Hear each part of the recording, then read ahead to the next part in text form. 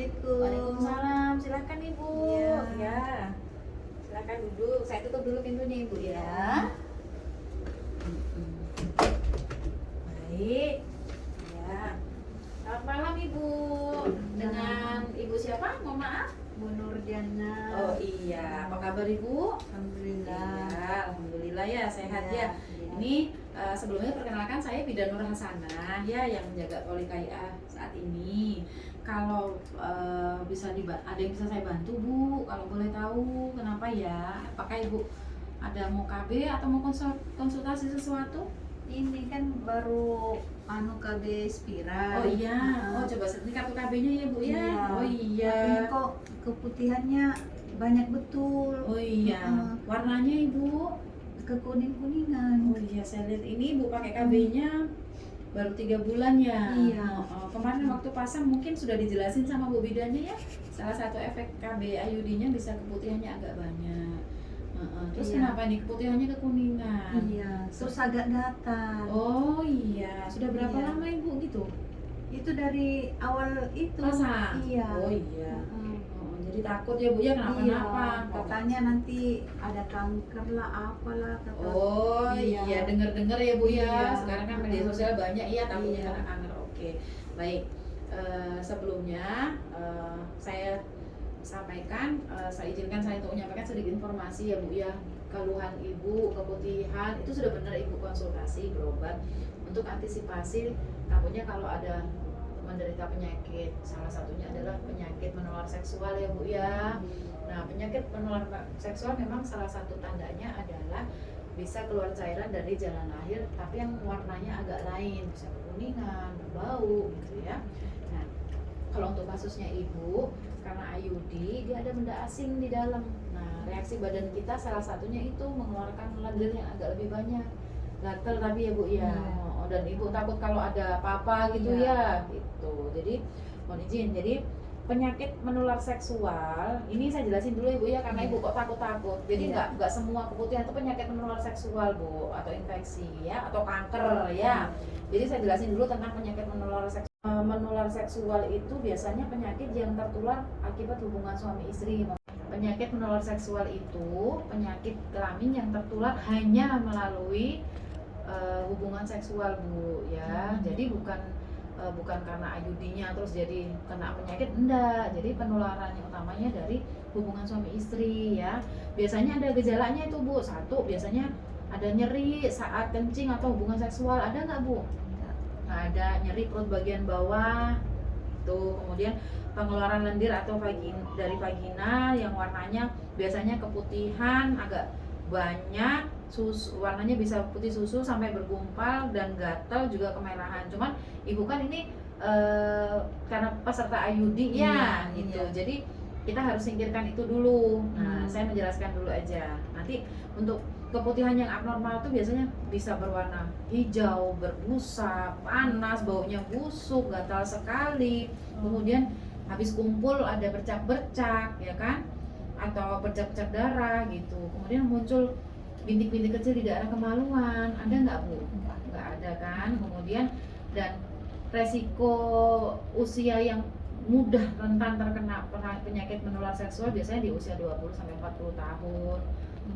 Pada laki-laki 16 sampai 24 tahun pada wanita dan 20 sampai 24 tahun pada pria dan wanita.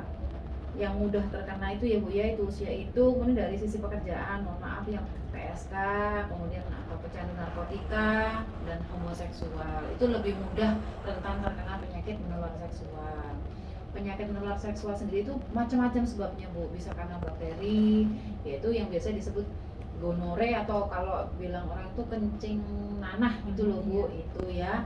Kemudian sifilis atau ulcus molo itu kayak sariawan Bu ya di daerah jalan lahir. Limfogranuloma atau vaginosis bakterial itu keputihannya yang seperti saya sebutkan tadi Bu, bisa berwarna hijau gitu ya. Itu bisanya penyebabnya bisa karena bakteri, bisa juga karena jamur ya. Kemudian ada juga penyakit menular seksual itu yang karena virus, bisa misalnya herpes genitalis atau kondiloma acuminata. Kalau pernah dengar itu jengger ayam Bu, jadi ada binatang lain air atau kemaluan ya. Awalnya kecil-kecil, lama-lama besar kayak bunga kol. Kemudian atau HIV dan AIDS itu kan penyebabnya virus juga, itu tertular karena hubungan seksual. Kemudian misalnya Molluscus contagiosum venerum atau vaginosis bakterial. Kemudian derajat ringan beratnya penyakit menular seksual juga ada. Derajat 1 biasanya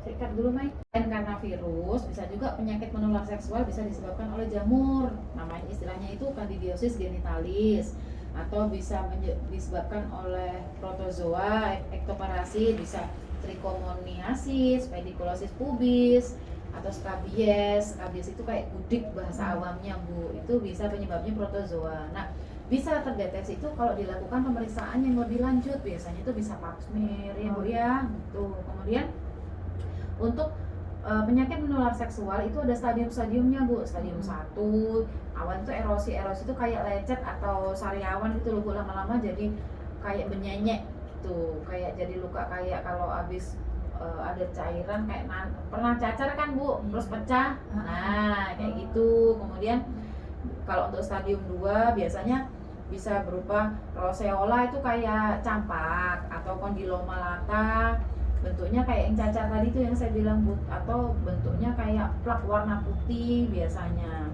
Kemudian yang stadium 3 biasanya sih lebih lebih mengganggu sekali, destruktif, bisa sampai bahkan sampai ke masuk ke sistem kardiovaskuler serta di syaraf. Itu biasanya yang sifilis Bu, atau HIV. Itu bisa mengganggu sampai, kalau sudah stadium 3 sudah merembet sampai bisa ke jantung ya. Kemudian mencegahnya itu untuk PMS 1 ya nggak gonta-ganti pasangan. Ini udah gonta-ganti pasangan kan. Nah, kemudian Bapak juga insya Allah setia ya Bu ya. Iya. Kemudian bisa dilakukan pemeriksaan nanti pap smear Bu, jadi ketahuan apakah keputihannya ibu itu ada infeksinya apa nanti. 3.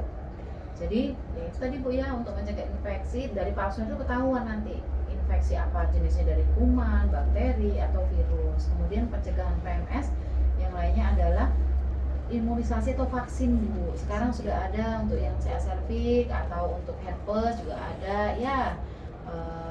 Yang paling penting itu sih setialah sama pasangan ya. Dan untuk KB sendiri tidak melindungi dari PMS, IUD-nya ibu itu. Jadi ya solusinya setia sama pasangan, gunakan kondom. Tadi kan insya Allah setia ya Bu ya, tidak ada ini ya gitu. Bagaimana Ibu kira-kira? Jadi nggak usah khawatir ya, tetap Ibu sudah benar waspada tentang sekarang lagi beredar banyak info ya Bu ya, penyakit seksual gitu-gitu ya, apalagi medsos sekarang. Ibu sudah benar bertanya, dan dengan harapan ini saya sampaikan sedikit penjelasan, Ibu lebih paham, dan jadi Ibu bisa mengambil keputusan, oh iya nanti berarti saya harus berobat nih gitu ya. Gitu Bu Nur. Ini kontrolnya terakhir USG kapan ya Bu ya? Kontrol IUD-nya kan ya? Iya, nanti kalau kontrol IUD, kalau memang ini ada keluhan dibawa berobat aja Bu, seperti Ibu bilang. Nanti yang boleh ngeresepin terapinya adalah dokter, nggak boleh ke bidan ya. Nah, jadi setelah ini Ibu kontrol aja sesuai dengan vaskesnya, nanti biar bisa dikasih obat, atau kalau perlu dikasih pengantar untuk pemeriksaan pap smear ya. Oke Bu Nur, ada lagi yang mau ditanyakan? Sudah ngerti, lebih paham ya, insya Allah. Alhamdulillah. Baik, ini kartu KB-nya Ibu, nanti jangan lupa rutin kontrol ya Bu ya, ke vaskesnya ya. Baik, terima kasih Mbak. sama-sama. Iya. Terima kasih ya Ibu ya.